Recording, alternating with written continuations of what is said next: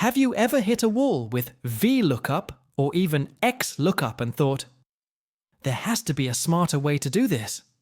Well, there is, and it's been hiding in plain sight for years. It's called the index and match combo, the power duo of Excel lookups. Today, I'll show you exactly why this method is still relevant, where it beats even Xlookup, and how to use it in a practical, real-life sales tracking scenario. Let's get into it. But just before that, if you have not watched the Xlookup tutorial yet, then please go and watch, as we will be comparing index match combo with Xlookup function. And make sure you hit the subscribe button so that you don't miss daily updates. Let's start with a practical example. Imagine this.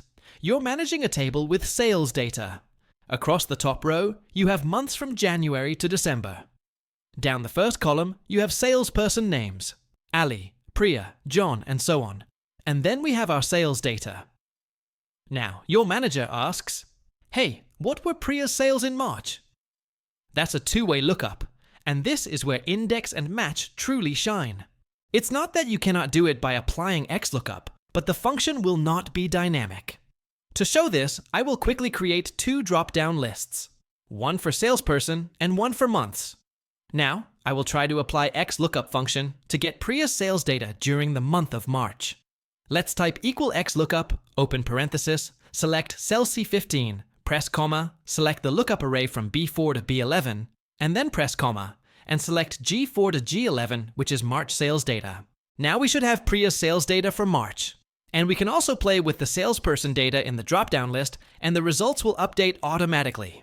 However, if we change the month from the drop-down list, the results will not update because Xlookup's return array is fixed in column G, and it's not moving as we change the month. Let's do it with index and match function. But let me break it down for you. First, match. It tells us the position of a value in a row or column. Think of it like this. Priya is in row 2, and March is column 3. We are looking at a 2D variable here. Then comes index. It pulls out the actual value based on that row and column position. So, match is going to give us position of a value, and then index is going to return a value at the intersection. Let's implement it now. In cell C17, press equal, type index, open parenthesis. As you can see, there are three types of arguments: array, row number, column number. Column number is optional, but since we have a 2D variable situation here, we will need it.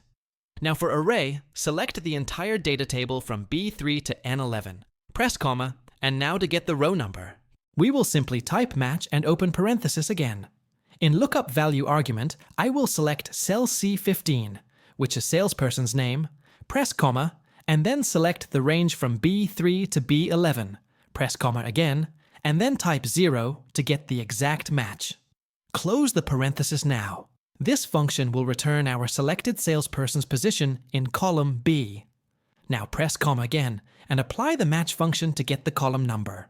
Type match, open parenthesis, select cell C14 as lookup value, and the select range B3 to N3 for lookup array, and then type 0 to get the exact match. Now close parenthesis twice and press enter. You should have your sales amount for the given month and given salesperson. Now, if you play with any of the drop-down lists, your sales amount will update accordingly. So here's the bottom line. Use Xlookup when you're doing a simple vertical or horizontal lookup, or you want simplicity and ease of use. Use index match when you need to do 2D lookups, or you're working with large datasets and need faster performance, or you want maximum flexibility, like looking up based on multiple criteria. In fact, many advanced users still rely on index match for dashboards, reports, and dynamic models because of how robust and adaptable it is. So next time someone tells you index and match are outdated, just smile and show them how you pulled a sales figure from a two-dimensional table in one formula. That's it for today. I hope you enjoyed the tutorial. Please give it a thumbs up, share it with your friends. Comment if there is anything I can help you with. Also, don't forget to hit subscribe button so that you don't miss my daily updates. I will see you in the next video.